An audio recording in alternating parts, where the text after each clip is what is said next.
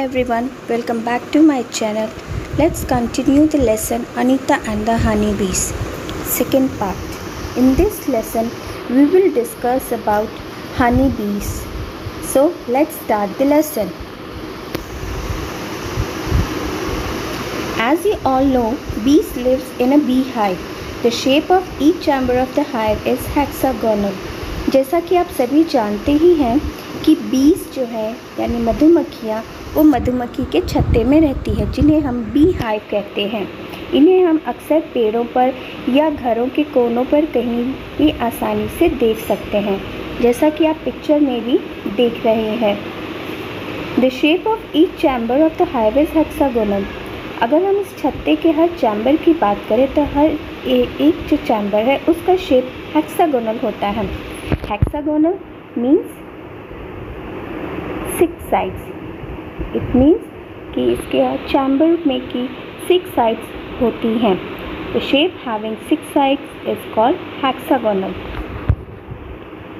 Now we will discuss about the work distribution in the bee hive.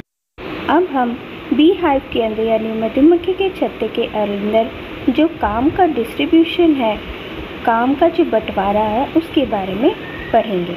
जैसा कि आप picture में देख रहे हैं, there are 3 types of bees which lives in a bee hive: queen, worker and drone. मधुमक्खी के छत्ते में 3 प्रकार की मधुमक्खियाँ रहती हैं: रानी मक्खी, वर्कर मक्खी और ड्रोन। ड्रोन को हम मेल मधुमक्खी भी कहते हैं। Every bee hive has 1 queen bee that lays eggs. हर एक छत्ते में केवल एक ही रानी मधुमक्खी होती है जिसका काम अंडे देना होता है, जिससे कि मधुमक्खियों की जनसंख्या बढ़ती है। There are only few males in the hive. छत्ते में मेल यानी नर मधुमक्खी की संख्या बहुत कम होती है। Most of the bees in the hive are worker bees. इस छत्ते में पाई जाने वाली ज़्यादातर मक्खियाँ वर्कर मधुमक्खियाँ होती हैं। जैसा कि इनके नाम में ही लिखा वर्क वर्ड आया है, सो इनका काम ही है काम करना। These be's verb all day. ये मक्खियाँ दिन भर काम करती हैं। The male has no special work as worker. Male या हम ड्रोन मधुमक्खी जिसे कहते हैं, उसका कोई भी स्पेशल काम नहीं होता है। Now the most important bees are worker bees, so let us discuss separately the work of worker bees. Worker bees make the hive and also look after the baby bees. Worker बीस यानी जो worker मधुमक्खियाँ होती हैं, जो मजदूर मधुमक्खियाँ होती हैं, वो छत्ते का निर्माण करती हैं और साथ ही साथ बेबी मधुमक्खियों का ख्याल भी रखती हैं। They fly around flowers in search of nectar. और वो वर्कर मधुमक्खियाँ जो है वो नेक्टर की तलाश में, फूलों की खोज में इधर उधर मंडराती रहती है। नेक्टर किसे कहते हैं? नेक्टर कहते हैं हम फूलों के रस को, जिससे कि ये मधुमक्खियाँ अपने छत्ते में कलेक्ट करती हैं और जिससे बाद में हनी बनता है। So they collect nectar from the flowers for the honey. Worker मधुमक्खियाँ फूलों से नेक्टर को चूस के उसको कलेक्ट करती हैं मधु बनाने के लिए, यानी शहद बनाने के लिए। When one bee finds flowers with nectar, it does a special kind of dance by which the other bees can know where the nectar is. जब भी किसी मधुमक्खी को नेक्टर से भरा हुआ फ्लावर यानी रस से भरा हुआ फूल मिल जाता है, तो वो एक स्पेशल तरह का डांस करने लगती है, जिसको देखकर बाकी मधुमक्खियाँ ये समझ जाती हैं कि नेक्टर कहाँ है। Now what is the importance of worker bee? Worker bee जो दिन भर इतना काम करती हैं, उनका इम्पोर्टेंस क्या है? अगर वो छत्ते में ना हो तो क्या होगा? Worker bees are very important for the hive. अब आपको भी समझ आ गया होगा कि वर्कर बीज छत्ते के लिए कितनी इम्पॉर्टेंट है। Without worker bees there would be neither hive nor any nectar collection. बिना वर्कर बीज के ना ही मधुमक्खियों के छत्ते का निर्माण हो सकता है और ना ही नेक्टर कलेक्शन हो सकता है। ऑल बीज on the hive would go hungry. और अगर वर्कर बीज नेक्टर कलेक्ट करके नहीं लाएंगी तो छत्ते की बाकी जो मधुमक्खियां हैं वो भूखी रह सकती हैं। इसीलिए वर्कर बीज को अपने साथ साथ पूरे छत्ते का ख्याल रखना होता है और इसलिए वो दिन भर काम करती रहती हैं। They work all the time. Now let us see some more insects who work like honeybees। अब हम कुछ और इंसेक्ट्स का नाम जानेंगे जो मधुमक्खियों की तरह ही काम करते हैं।